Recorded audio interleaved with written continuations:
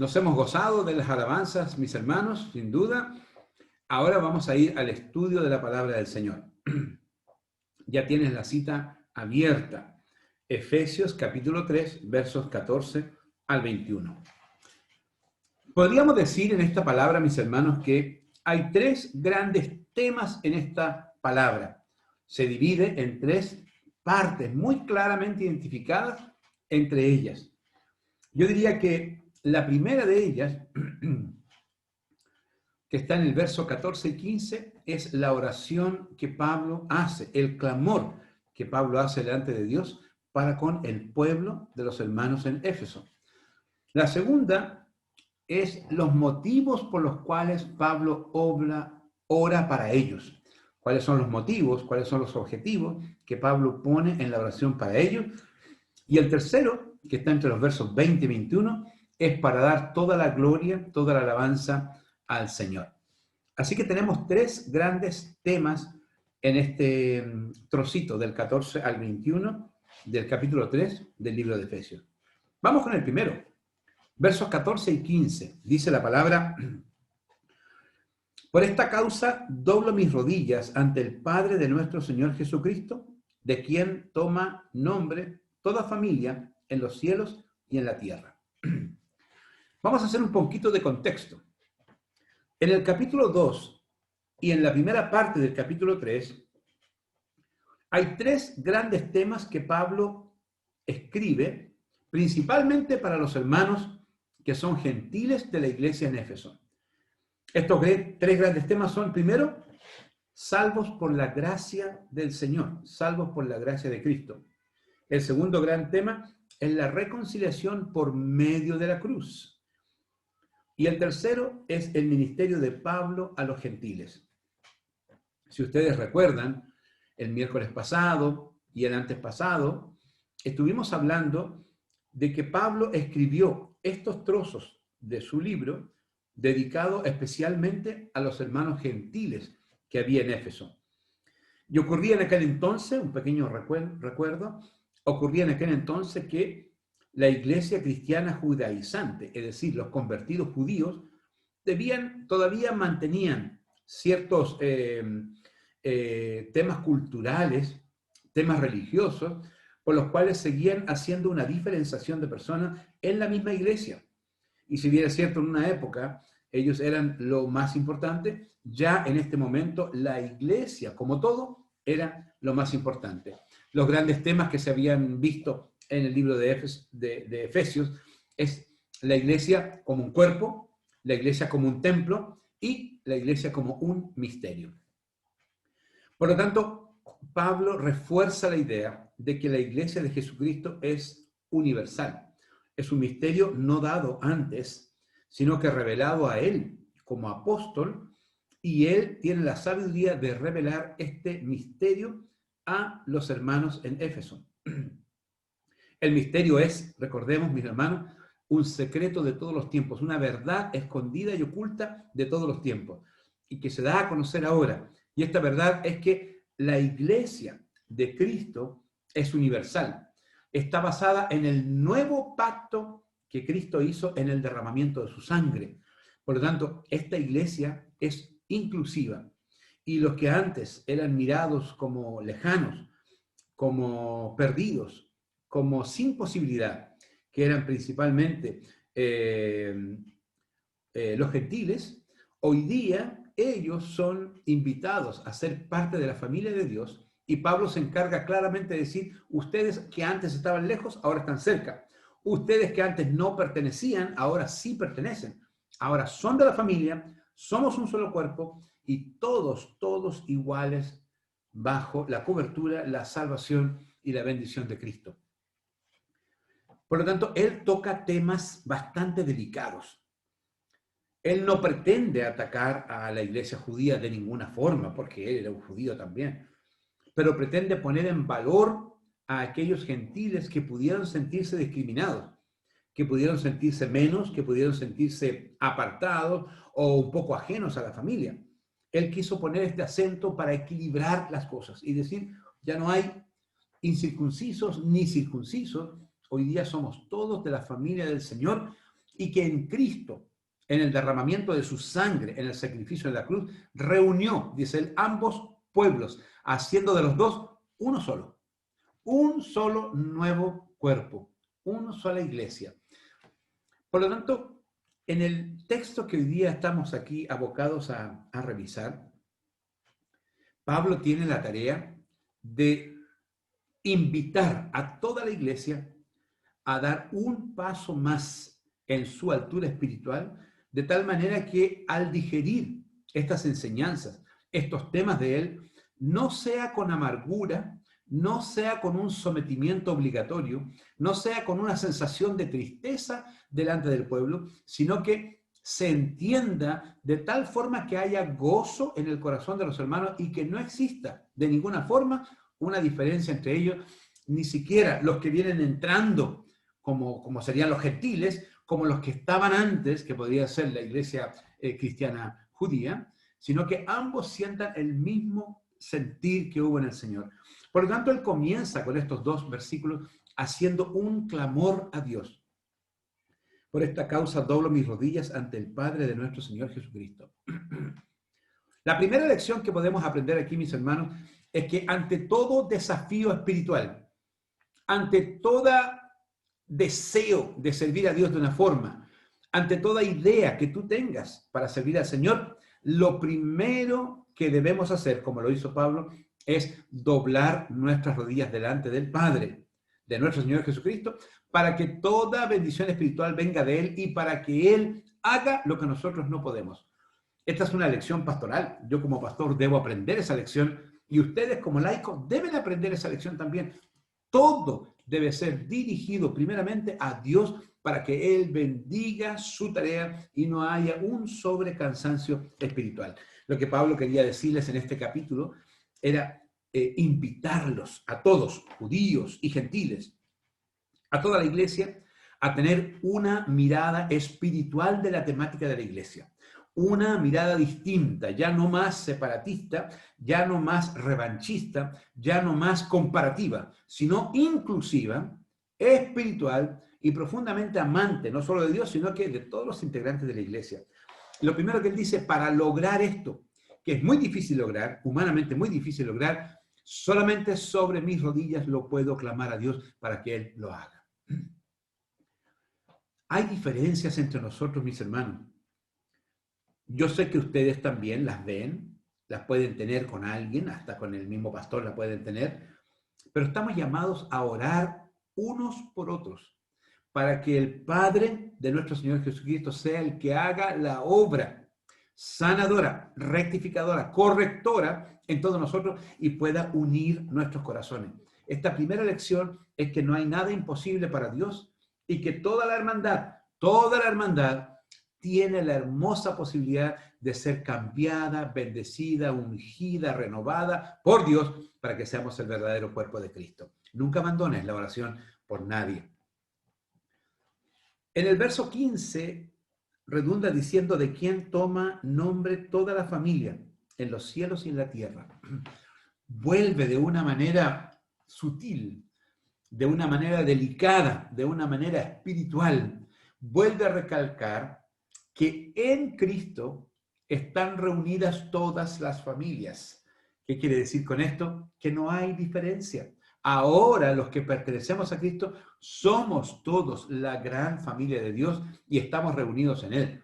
Es sutil lo que está diciendo, pero está diciendo, Padre, yo te pido a ti, en el precioso nombre de Jesús, que tú hagas este tratamiento espiritual, este cambio espiritual, para que todos entendamos que somos una gran familia y que nosotros estamos ligados en Cristo Jesús. Solamente Él es quien nos aglutina, Él es el que nos asocia. En Él estamos nosotros resguardados, protegidos, salvos, santos, en Cristo Jesús. Por lo tanto, no puede haber diferencia entre nosotros, sino todos pegaditos a Él como gran familia de Cristo.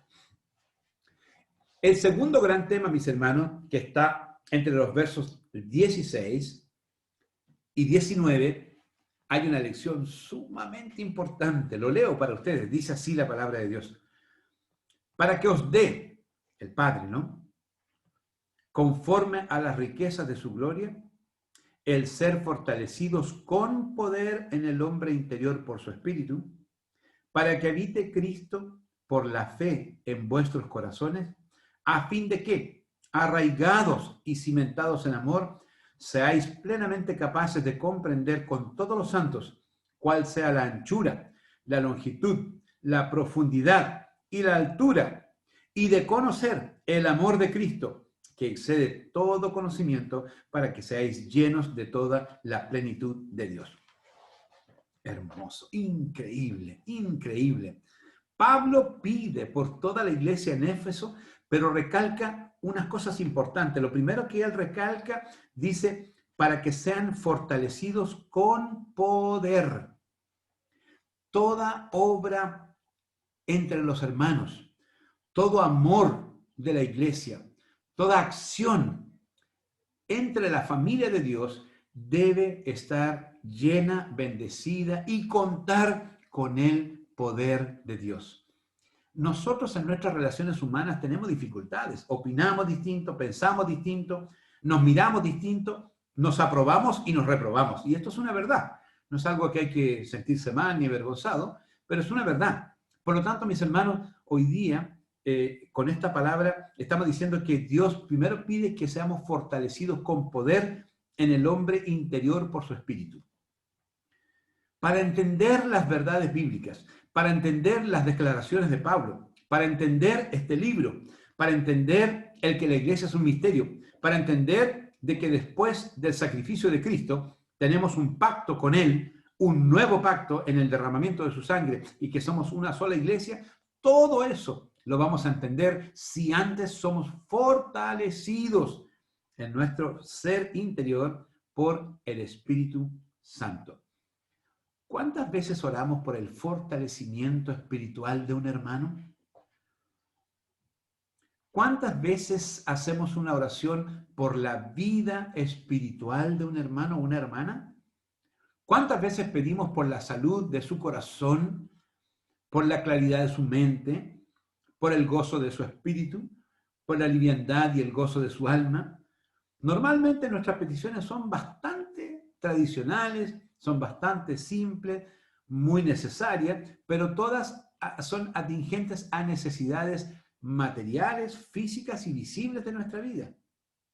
Pedimos normalmente por salud, pedimos normalmente por gozo, pedimos normalmente por trabajo, pedimos normalmente por buenas relaciones, por un espíritu de nobleza, pero pocas veces le pedimos a Dios que Él fortalezca en el ser interior, en el hombre interior, a los hermanos por el Espíritu Santo. Esta es una lección espiritual. La primera lección aprendida es que debemos clamar por los santos. Y la segunda, que la petición más importante, es que ellos sean fortalecidos en el hombre interior por el Espíritu. Sigue la palabra diciendo, para que habite Cristo por la fe en vuestros corazones. ¿Por qué? Si ya como convertidos habita Cristo en nuestros corazones, ¿por qué Pablo pide primero el ser fortalecidos en el ser interior y segundo, para que habite Cristo por la fe en vuestros corazones?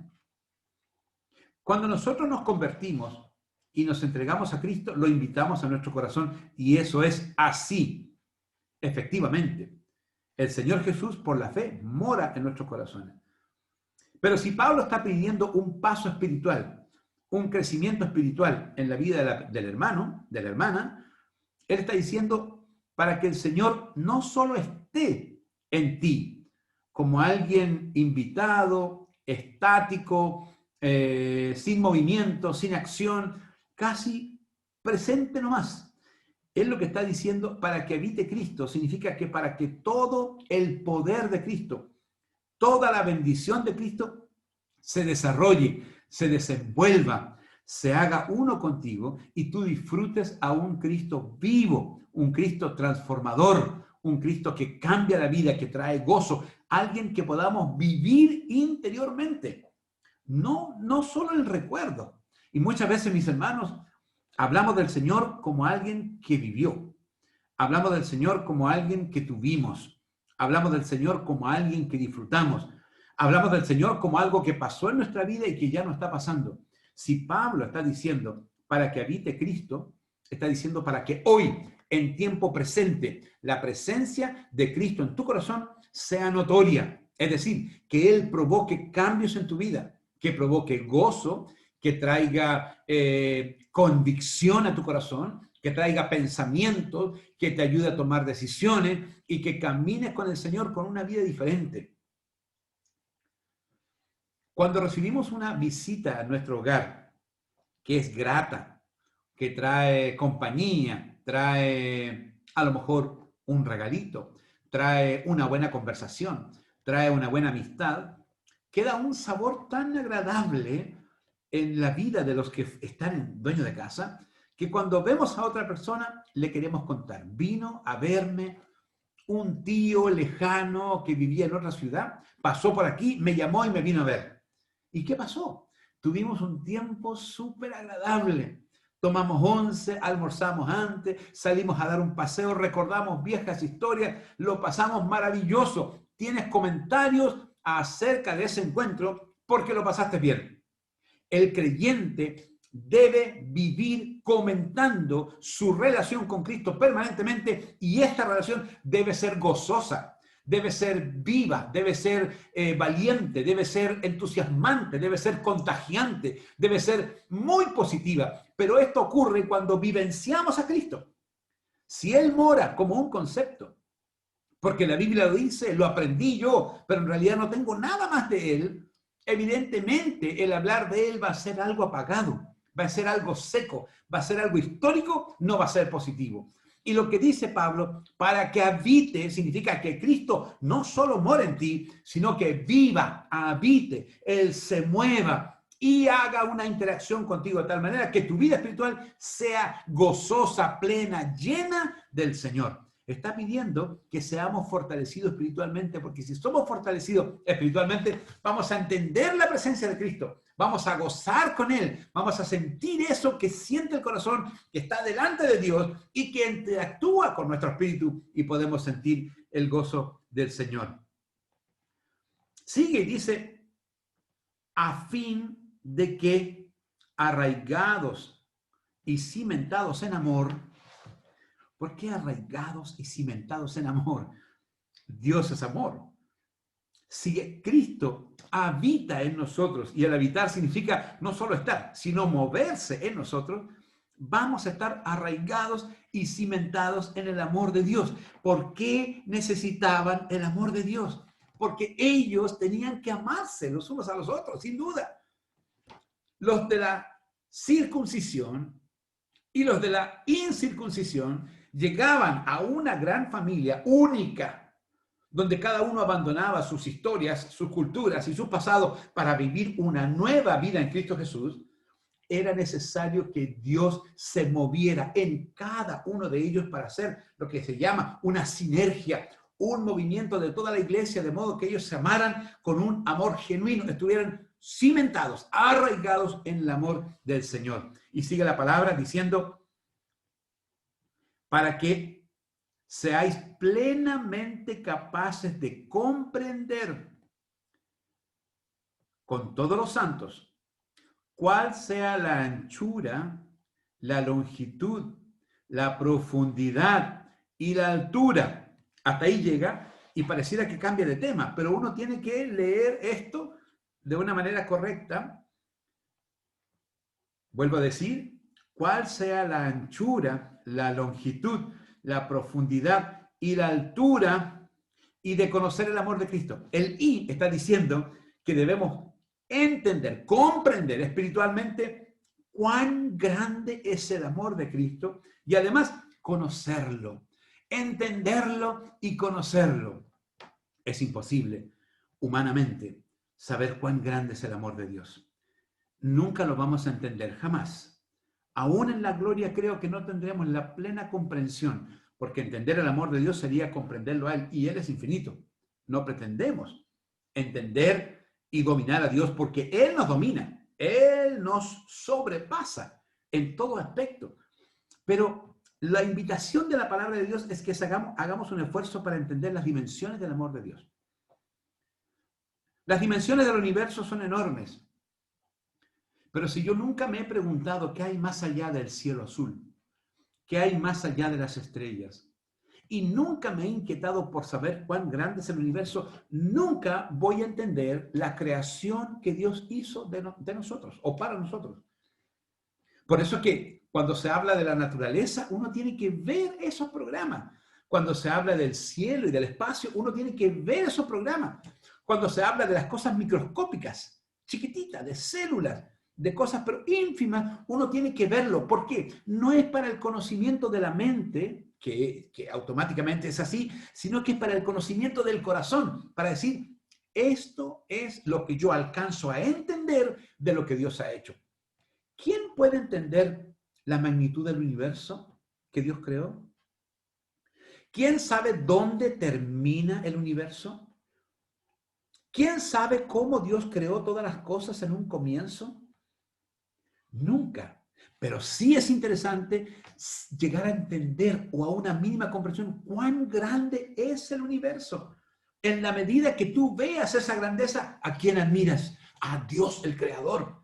Levantas gloria a Él porque descubres en lo que tú entiendes, en lo que tú ves, cuán grande es Dios. Y la invitación que está haciendo Pablo es, primero, que seamos fortalecidos en nuestro ser interior por el Espíritu Santo. Segundo, de que Cristo habite en plenitud en nuestro corazón. Y tercero, que esto nos capacite para entender, comprender la altura, la anchura, la longitud, lo grande que es ¿qué? El amor de Dios. Así como conocemos un poquito del universo, así debemos conocer cuán grande es el amor de Dios. Me trae a la memoria el corito de los niños. Cuán grande es el amor de Dios, tan alto que no puedo ir arriba de él, tan bajo que no puedo ir abajo de él, tan ancho que no puedo salir fuera de él. Qué grande es el amor de Dios para poder comprender, al menos intentar comprender cuán grande es el amor de Dios y de conocerlo.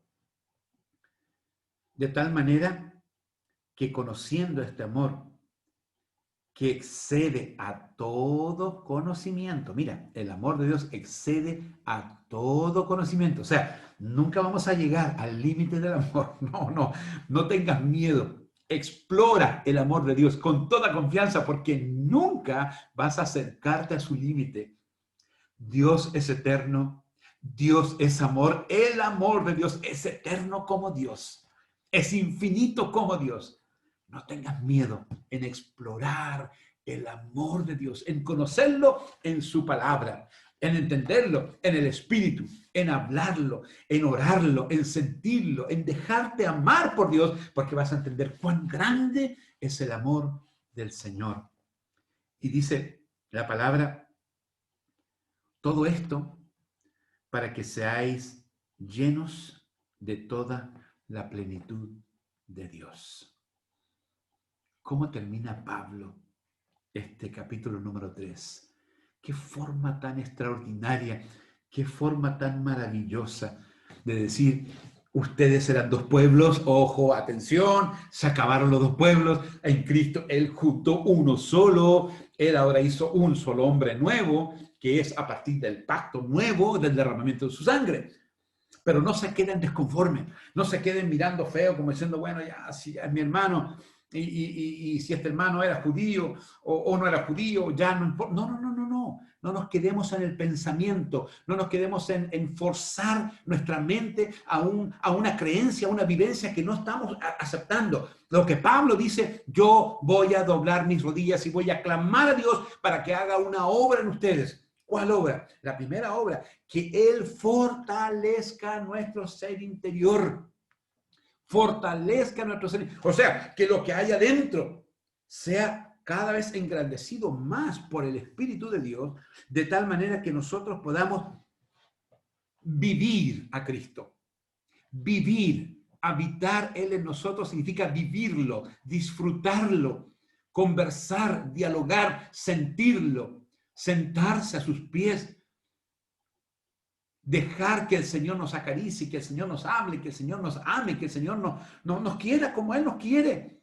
De tal manera, mis hermanos, que con todo este sentir seamos capaces, cimentados en el amor de Cristo, seamos capaces de comprender cuán grande es el amor de Dios, conocer el amor de Dios y también entender cuáles son sus dimensiones. Es fácil decir, el amor de Dios es infinito. Demoro 2 segundos en decir esa frase.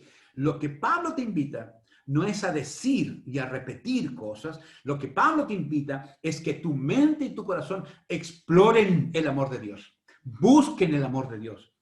Explóralo, no tengas miedo, no vas a llegar nunca al límite.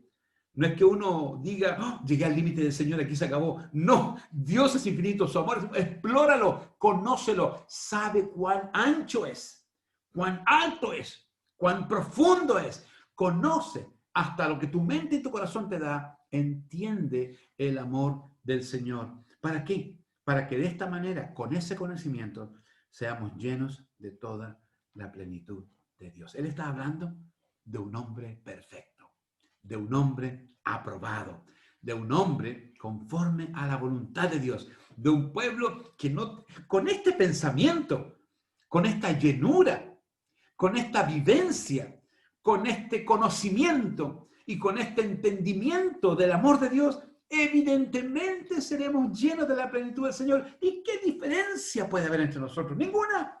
No hay diferencia, porque la gran familia, con este sentir que hubo en el Señor, nos amaremos profundamente.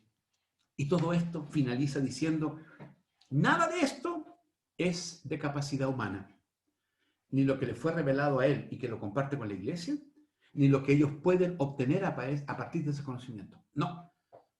Ni él tiene la sabiduría para enseñarlo, para entenderlo y enseñarlo, ni la iglesia tiene la sabiduría para recibirlo y atesorarlo en la mente. No. Esto es una obra del Señor para el engrandecimiento de su gracia, de su gloria, y para que la iglesia sea fortalecida y verdaderamente tenga la plenitud de Dios. Por lo tanto, Pablo dice al final, muchachos, esto no es de nosotros, ni mío enseñarlo, ni ustedes aprenderlo. Esto es una obra de Dios profunda en el corazón. Por lo tanto, y aquel que es poderoso para hacer todas las cosas mucho más abundantemente de lo que pedimos o entendemos, según el poder que actúa en nosotros. Mira, Dios hace las cosas mucho más abundantemente de lo que pedimos y de lo que entendemos, según el poder que obra en nosotros. A Él sea gloria en la iglesia de Cristo Jesús, por todas las edades, por los siglos de los siglos. Amén. Cuando tenemos esos días especiales en que la conexión con Dios nos hace comprender un poquito, un granito, el amor de Dios, caemos quebrantados, caemos de rodillas, caemos de alguna manera humillados, porque nuestra mente logró entender un poquito del amor de Dios y esto quebranta el corazón del Hijo de Dios. Y si tú sabes, y si yo sé cuánto nos ama Dios, piensa tú cuánto podemos nosotros amar a los hermanos. Qué lindo texto hemos compartido hoy día. Yo deseo, mis hermanos, que el Espíritu Santo te hable a tu corazón como me ha hablado a mí. Me ha dado lecciones grandes, grandes a través de este libro. Y este tema, glorioso, precioso, maravilloso. Yo me asusto por las diferencias que tenemos entre nosotros. Yo me preocupo que a veces algunas cosas les puedan caer mal a ustedes de mí o a mí de ustedes. Pero eso es la carne, eso es lo humano, eso es nuestra cobertura exterior. Lo que debe preocuparnos a mí como pastor y a ustedes como iglesia es que seamos fortalecidos en nuestro hombre interior. con el poder del Espíritu Santo, que tengamos una vivencia de Cristo Jesús, que Él habite. Habitar significa que Él se mueva y tengamos una experiencia con Él fresca, renovada cada día. Que cuando hablemos de Cristo sea una historia fresca, no de ayer, del año pasado, fresca. Hoy viví con el Señor esta experiencia y te la quiero contar y te quiero compartir porque esa vida va a transformar la vida de otras personas y que podamos ser capaces de entender cuán grande es el amor de Dios, de conocer cuán grande es el amor de Dios. ¿Para qué? Para que tengamos plenitud en Dios, en nuestros corazones. Finalmente, todo esto es ¿para qué?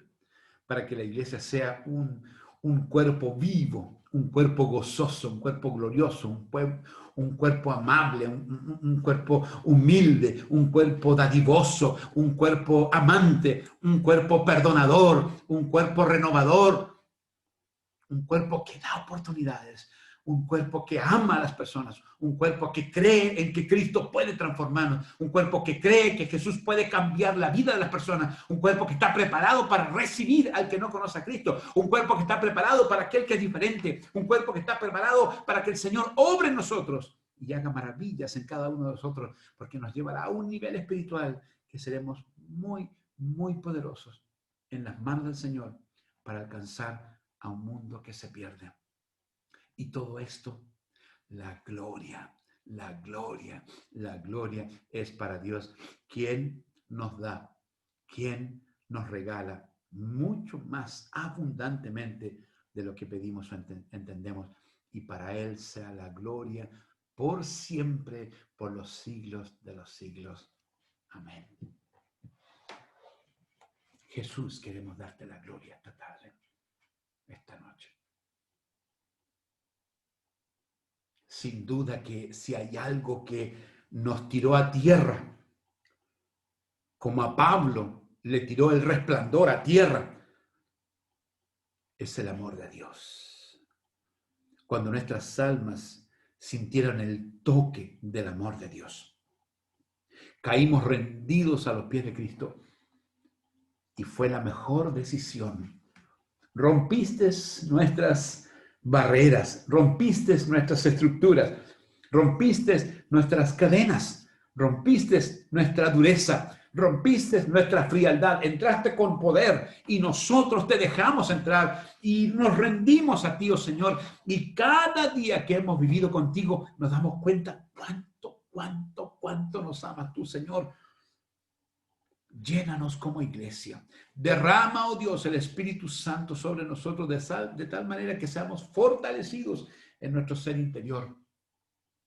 Permite tú, oh Dios, permite tú, Señor, que te vivamos en el corazón cada día una experiencia, con el Señor Jesús.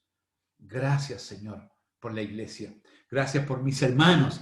Gracias porque esta palabra me enseña a amarles más a ellos y espero que ellos aprendan a amarse y amarme a mí también más y más en el Señor, a buscarte, a llenarnos, a entender, a amar con el amor del Señor que sobrepasa todo entendimiento. Gracias, Señor. Gracias por esta palabra de esta noche. En el nombre de Jesús. Amén y amén. Mientras orabas me vino a la mente un corito que te quiero cantar. Dame permiso para hacerlo. Dice así este corito. Cada día con Cristo me llena de perfecta paz. Cada día con Cristo le amo más y más. Él me salva y guarda y sé que pronto volverá. Si vivir con Cristo más dulce cada día será. Te invito a cantarla. Cada día con Cristo me llena de perfecta paz. Cada día con Cristo le amo más y más. Él me salva y guarda, y sé que pronto volverá.